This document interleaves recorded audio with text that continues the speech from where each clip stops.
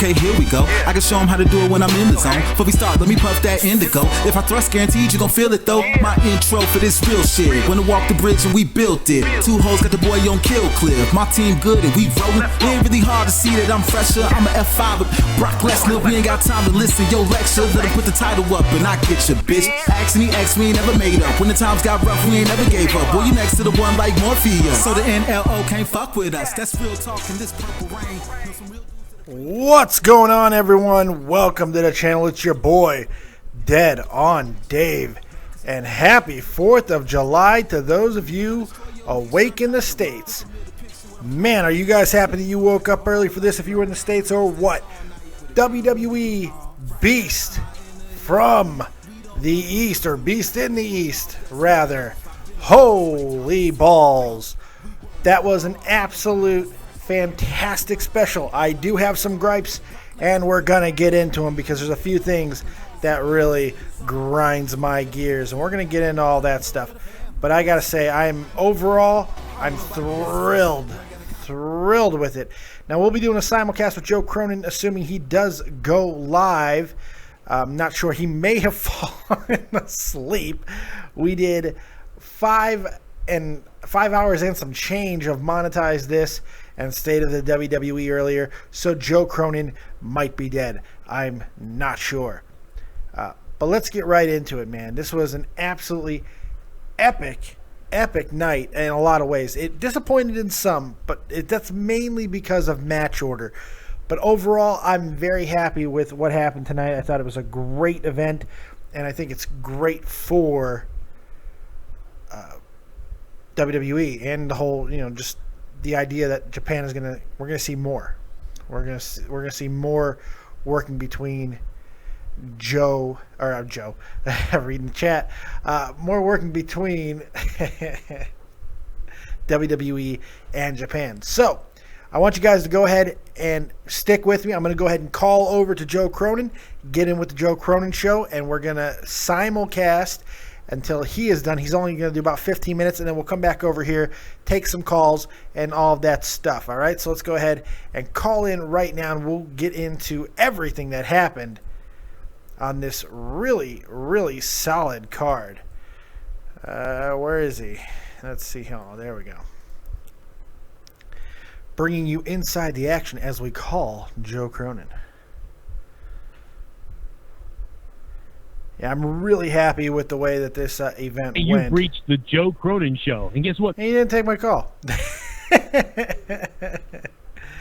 I'm really happy with the way the event went, and it was awesome.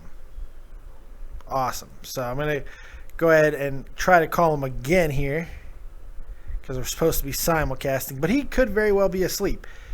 I have no idea. You've reached the Joe He's Cronin. not answering. I don't know if he is in fact live. I have no idea. Anyway, let's go ahead and get into what happened. And then if Joe's live, we'll go ahead and do the simulcast. I have no idea. So, let's start with the beginning of the show. Okay? I thought putting out Neville and Jericho first was a pretty damn good idea. I wasn't sure about it. I did not think that was going to be the order, but I'm really glad that's how they started the event. I thought it was a lot of fun. It was a good match. Jericho, for anything that you want to say about Jericho, man, he always delivers, man. In great shape, just always there, just kicking ass. I'm really happy with the way that they built him. And because people forget that Jericho really did build a career in Japan. That's where he really got started, and he has a lot of history there. So him returning, and I'm really glad that he wrestled in the heel role. And I really was surprised at the fact, and not only during this match, but throughout the night, WWE's willingness to acknowledge the past. I thought that was really cool. And it was awesome. I was really happy with it. How about not only Jericho hitting both the Walls of Jericho variation and the Lion Tamer? Not only that, but them calling it. Calling it the Lion Tamer was awesome. I thought Neville really made a good show of himself, but I was kind of surprised that Jericho got the win until I really started to put it all together about, thinking about his history in Japan. It makes sense. And you know what? It doesn't hurt Neville at all to lose this match. In fact, I think it helps him because being in there with a guy like Jericho and having the match that they did, I thought, great way to kick off the night. So it was a lot of fun. So go ahead and call in on Skype, David Vancura, DavidVancura, if you want to get your thoughts out there on Beast in the East live from Tokyo. Go ahead and call me and we can talk about it. If not, this won't be a very long review because not a lot of matches. Some matches got clipped. Some matches got changed. We didn't get the tag team match between the New Day and Lucha Dragons because the New Day is dead because Brock Lesnar killed them. And we didn't get Cesaro and Diego, which, okay, maybe not the biggest loss in the world. But still, it would have been nice to see those two matches. But they gave a lot of time to Balor and Owens. And I think that matters more than most other things. So I don't have a problem with it too much. So after a great opening match, Neville and Jericho. I love that Jericho did the "Come on, baby" pin where he flexes one foot on it. I love that. He doesn't do that very often. I was really glad to see that pin.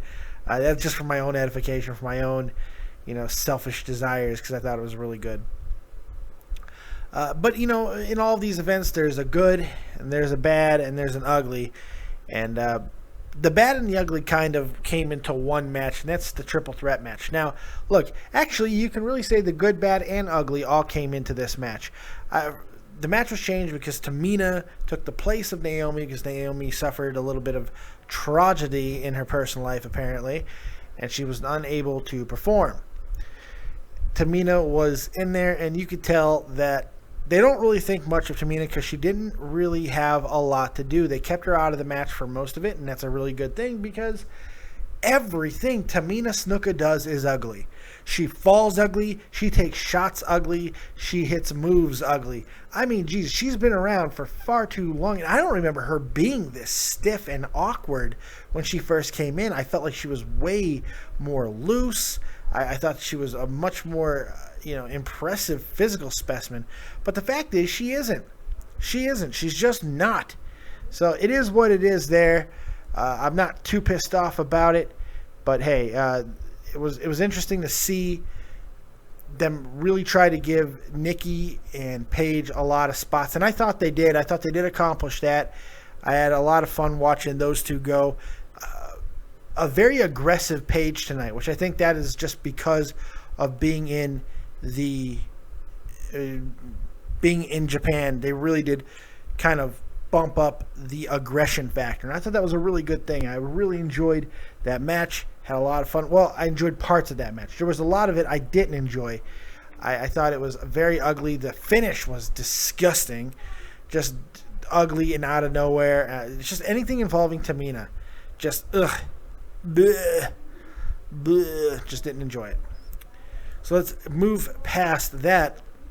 Then the next shocker was Brock Lesnar Kofi Kingston match happening right then.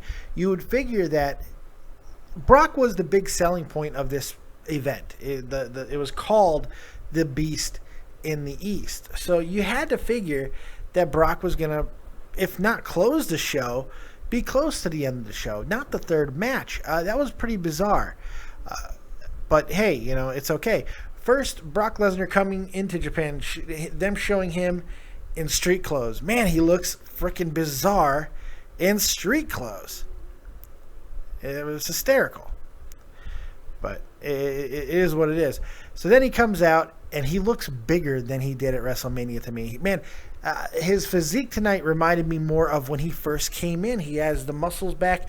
It looks like he's losing that UFC body that he had before, the real leaner, and he had the muscles, but they were more bulky. He's more cut now, if you know what I mean. He looks more cut, a hell of a lot more impressive. I enjoyed it quite a bit. The way that he came out and he looked like the Brock Lesnar of old. And then it got ugly, people.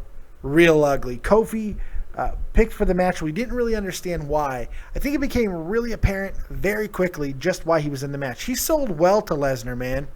He sold real well to Lesnar, and he was quick, and he was getting out of the ring and jumping around, and Brock couldn't catch him. Then he was hitting drop kicks, and Brock was just shoving him off. He was just, like, those drop kicks don't mean nothing to me, bitch. It was great. I thought that they really sold Brock as a legitimate monster tonight. And you know what? Kofi got a little bit of offense, and so they didn't even make Kofi look terrible. It's just he's in a different league than the Beast, Brock Lesnar. It got real ugly, though, man. Brock started tossing his ass around, F5ing him. The knees were nasty. Everything was nasty. And then he gets the win with the F5. A really good F5. Boom, that's over. Well, then the New Day eventually does come down when Brock decides to keep the ass whooping going. And it was quite awesome how easily he lifted Big E's ass over his shoulders and hit him with the F5. So that was a lot of fun. Thought that was cool. But I really would have liked to have seen it later on. But this is where things started to get a little bit interesting and weird, because the next match was Finn Balor and Kevin Owens for the NXT Championship. And I'm like, okay, well, I guess they just bumped the other matches and this is going to be the main event. Well, it turned out it wasn't, but I'm going to talk about the other match in a moment. Okay, so it looks like the tag match and the Diego Cesaro matches were dark matches, even though I have not seen that. I was looking at the results, and usually the dark matches are reported within the results. I have not seen that they were dark matches. Perhaps they were. If you have a report from any of the dirt sheet sites that show what happened in those matches or talk about it, please let me know, because I have yet to see it. But hey, it's not a big deal. Getting back to okay, you know what? I'm going to leave Kevin Owens and Finn Balor alone for a second, because I want to get the other thing out of the way first. The tag team match that they decided to end the show with, I had a problem with that. I did not like the fact that Cena, Ziggler, Kane, and Barrett ended the show. It's not even that it was that bad of a match. It wasn't. And Japan was into it, man. That crowd really did seem to dig it. However, this is the reason why people hate John Cena. If you want to know why John Cena is so hated, it's not because he's all that limited in the ring. There's a lot of limited people in the ring. There's a lot of people who have become huge, big stars in the ring and was perfectly loved for a long time. Hogan being paramount amongst that. However, this is why John Cena is hated. This is it right here, man.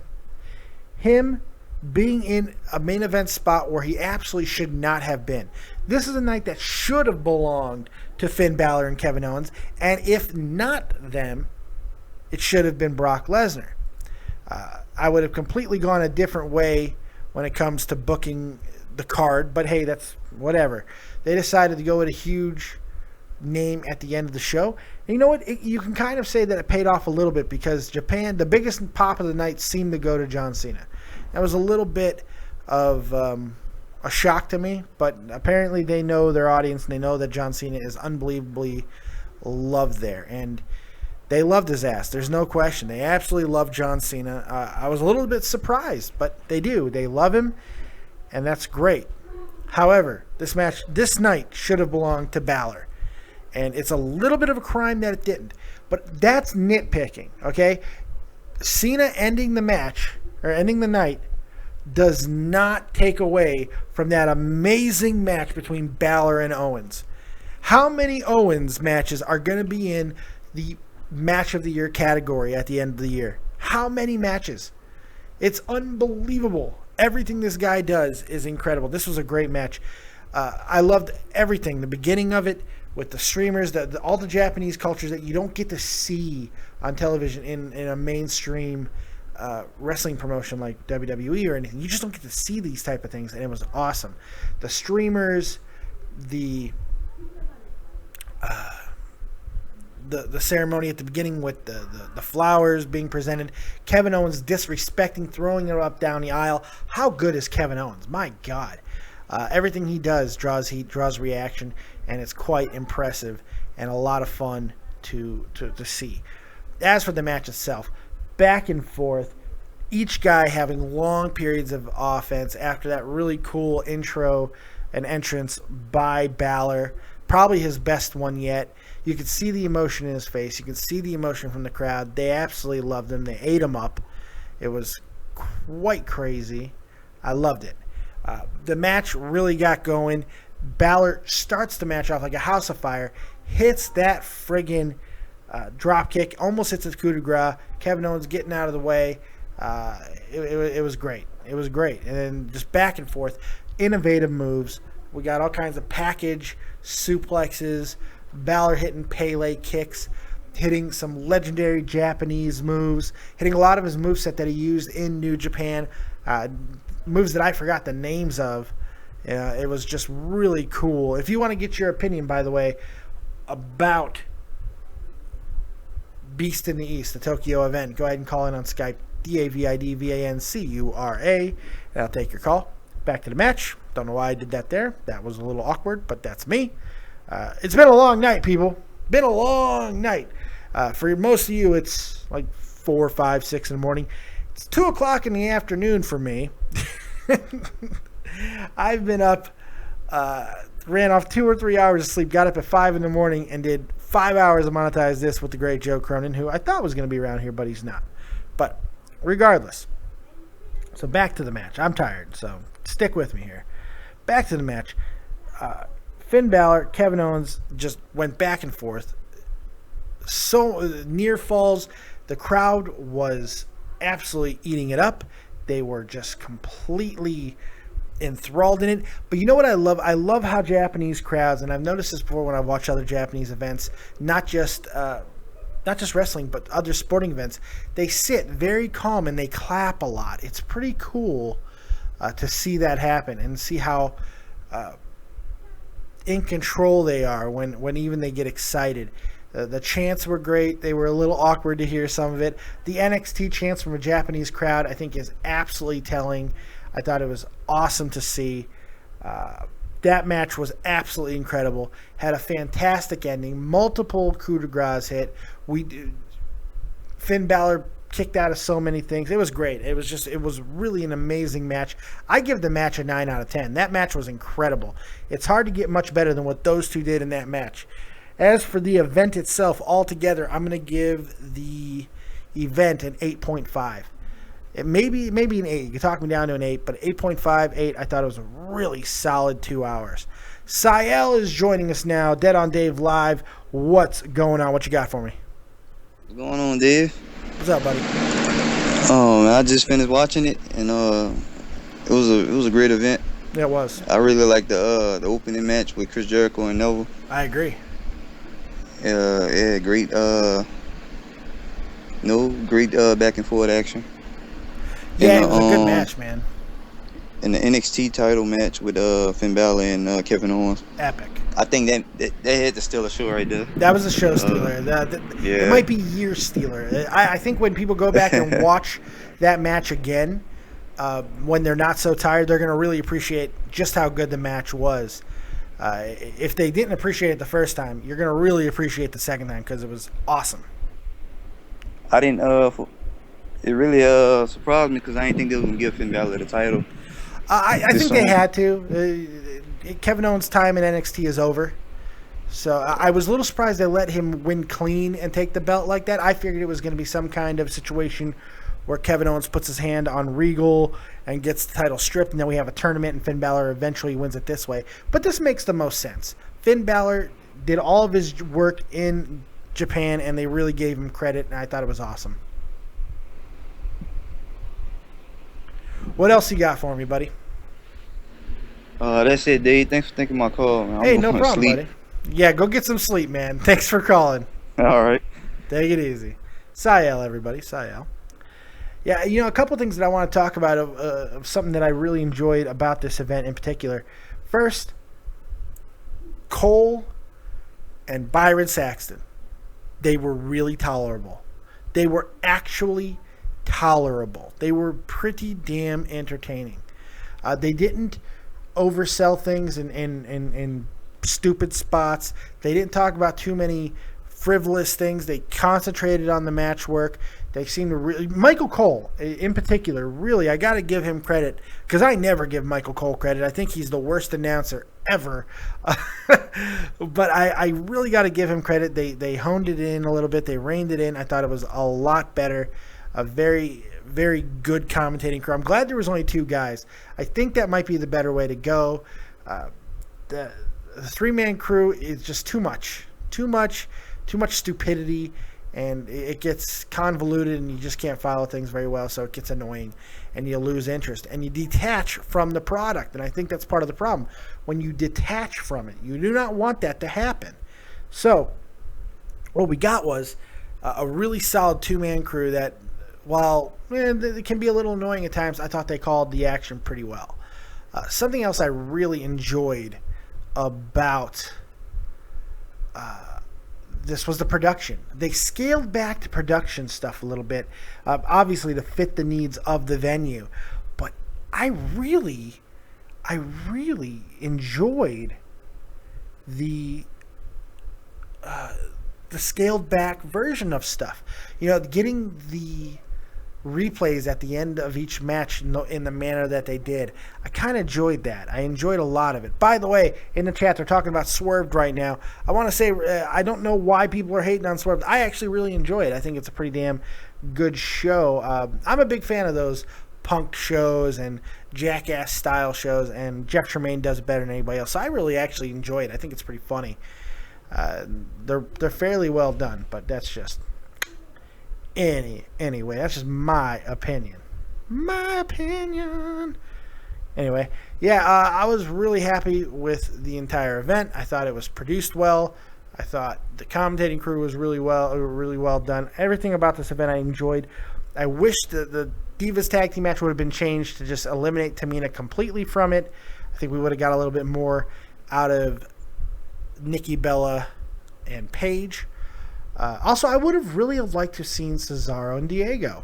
I really would like to have seen that match. I can't even tell you why. I just thought it would have been really cool to see it in the context of Japan, and where they're not going to really give many restrictions. Also, I would have liked to have seen the Lucha Dragons. I think they would have got a really good reaction there, because that's the style they really enjoy in Japan. So they enjoy that hybrid lucha style, where because they don't wrestle just a straight up lucha style. It's high flying, but there's also a lot of strikes, and Japan Crown really seems to enjoy that. So I'm really excited about the possibility of more events in Japan, and see where it can go from there. Other than that, I mean, there's not much more to say about this event. The 2 hours seemed to fly by. I thought it was a lot of fun. I was hoping for more matches. I wanted, like I said, those matches that didn't show up. I'm like, but not a big deal. These are all nitpicky things. The only I hate to go back to it, but yeah, the only other thing that really bugged me was the fact that they had the Cena match last. But, you know, as far as the match goes, it wasn't a bad match. It wasn't a terrible match. Not at all. Not at all. It was a little slow at times, but I thought it was a decent match. Not main event caliber, especially on a night where we saw 2 matches that were, probably 3 matches that were far and away more entertaining. 2 matches that were clearly better, obviously Finn Balor and Kevin Owens, and the Neville Jericho match. And I think Brock Lesnar, the whole Brock Lesnar segment, if you don't want to call it a match, it was though, but I mean, if you don't want to call it that, I think was more entertaining than that final thing. But it's John Cena. That's what we're going to get. And for their part, Japan seemed to really enjoy it. So there's not really a lot to say there.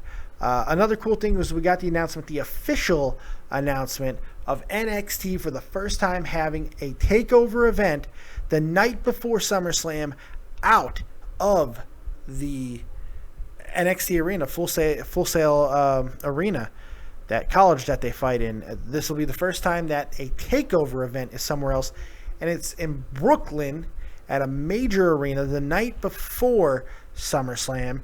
That is gonna be awesome. It's gonna be really good. I'm excited about that night. I'm excited about SummerSlam. It's an amazing 1-2 combination to turn it into a giant weekend. This is what they need to do. This is what they need to really make weekends, and SummerSlam has the Access event and all that. You want to make it a little bit more impressive. You have an event the night before like NXT. I think they're going to end up doing it at WrestleMania as well. They did something similar, but it wasn't a takeover event. They had the San Jose night where, the Hideo Itami hit the go to sleep and all that stuff. That was a couple nights before WrestleMania. I think they're going to eventually do the same thing at WrestleMania, the night before, have the huge NXT event. Maybe even the night before the Hall of Fame, because I forgot the Hall of Fame is that night too. So it's pretty cool, man. Barclays Arena. Thank you, Barclays Arena. I couldn't remember the name, so that's why I just said Major Arena. I couldn't remember that it was the Barclays Arena. Yes, which is the same arena that SummerSlam will be in. It's going to be interesting to see if they fill it both nights. But hey, that's money, yeah, for WWE. They should sell out both nights. I don't know what else to say. It was a great event. Go ahead and give me your guys' ratings. I know you've been putting some of your ratings in there in the chat, but now I want to see your ratings right now, so I can go ahead and give you guys your moment and let everybody know what your ratings in the chat are. So go ahead, out of 10, give me what you thought about Beast in the East, WWE live from Tokyo. Let me hear you. Speak your voice, and if you want to call in, last call for callers on Skype, David Vancura, DavidVancura. If no more calls arise, I'm going to wrap this thing up because I know everybody's pretty damn tired. So go ahead and give me your ratings in the chat, and then we'll wrap this thing up if there's no more calls. So here we go. They're coming in now, fast and furious. Dial. 7.5 out of 10. Mo Bunk, 8.9 out of 10. Jacques Davis, J. Davis, Real Talk Metaphor Messiah, the official musician of Dead on Dave Productions, 8 out of 10. DeAndre Edwards, 8 out of 10. Jack Mad, 10 out of 10 for Balor's win. Ooh. Rick Bad Boy, 7 out of 10. Cena, stay home. I don't know about that. Just don't book him in that light. That's all. I'm not tired. I'm Patrick, says Mo Bunk. Thank you for that. Y'all are some strange cats. You know that? But, yeah, look, I appreciate you guys coming in here with me. Cronin's probably dead. So it's good to know that I am many of your second choice. So thank you very much for coming to the B Show. Now, God damn it, this is the best live review that you're going to get because it's Dead on Dave. So I hope you guys enjoyed it. I hope you guys really did enjoy Beast in the East. And we got eyes on Monday, folks, in Chicago. Should be huge. Oh, we got a couple more. Let's see here. 7.5 out of 10 for Squint Man. Lance Smith, 8 out of 10. 10 out of 10 if it was not for the last match. I agree. 1986 Crazy Fan says, I'm not tired. Well, neither am I, but that's because it's 2 o'clock in the afternoon here in Germany. So I'm going to take my big ass into a pool. I got a pool set up behind me that I can actually fit in, which is impressive. So let's all hope that Cronin's not dead. And I hope that you guys have a really great 4th of July. For those of you Americanos in my midst, hope you guys enjoy it. Have fun with the fireworks, barbecue, all that good stuff. Have a good time and enjoy your Independence Day. Go watch Independence Day, because why the fuck not, you know? So I'm stalling because I'm trying to find something. All right. I appreciate everything as always. You guys are the best. Absolutely kick-ass in every single way. So thank you guys for joining me. We will see you next time right here on Dead on Dave Productions. Like, subscribe, and share. Go check out Joe Cronin. We did 5 hours of Monetize This. 5 hours, man. And most of it is complete garbage, but that's okay. There's a lot of gold in there. We get a lot crazy up on that thing. More magic tricks, Dave. It's coming. 1986 Crazy Fan, 9 out of 10. Jack Davis, Chicago. Whoop, whoop. That's right, motherfucker. Chicago. Whoop, whoop. More magic tricks are coming, hopefully, if I can learn more. I really do appreciate you guys being here with me. It means a lot. I hope you guys enjoyed it. And check out more Dead on Dave Productions, Joe Cronin Show, and, of course, my good friend Tommy C. over at Shot from the Point. If you have any hockey needs, that's the guy to go talk to. Shot from the Point. And also, check out the video I did with Jeff the Huff Huffman yesterday talking about Advocare. Advocare, if you have any health needs at all, you want to get yourself in better shape, you want to get yourself into a better frame of mind, you want that ripped body to join the WWE, well, get your ass started with Advocare, and everything you need to know about it and a lot more is right there in that video, thanks to the great Jeff Huffman. So go make sure you check that out as well. And you know what? Go over to Grand Slam 87 on YouTube and throw Huffman a like. He does some good work over there, and he deserves your patronage. Well, you know what? He doesn't deserve anything. Go check him out, and if he's earned your patronage, if he's earned your subscription, go ahead and throw the kid a sub. Other than that, that's all I got. Thank you guys for joining me. We'll see you next time right here on Dead on Dave Productions. Like, subscribe, and share. And as always, if you don't have talent, have talented friends. We'll see you next time. Peace!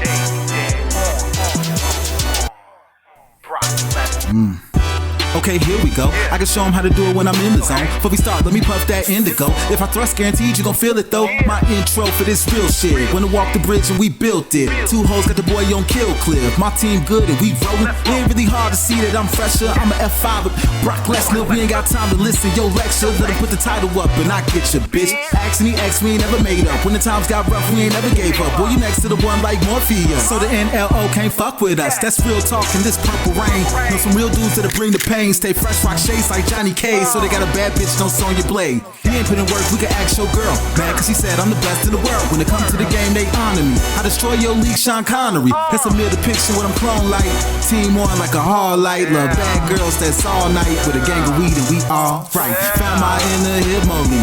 We don't run from victory. Keep pouring off that Smirnoff. I've been a boss like Tommy C.